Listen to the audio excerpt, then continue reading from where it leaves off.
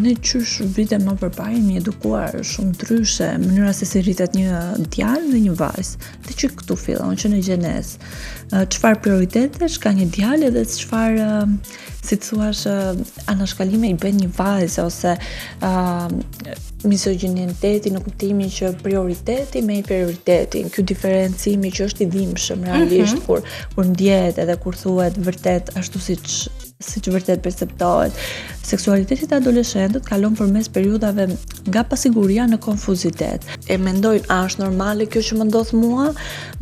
A më ndodh vetëm mua kjo? Dhe prandaj grupimi edhe shkëmbimi midis njëri tjetrit i bën një farë mënyre më të qetë. Vlerat, besimet, emocionet, përjetimet janë gjëra që duhet të jenë gjithmonë të trajtuara, të ezauruara, mos të ngelen diçka, një hendek ose një gep i patrajtuar.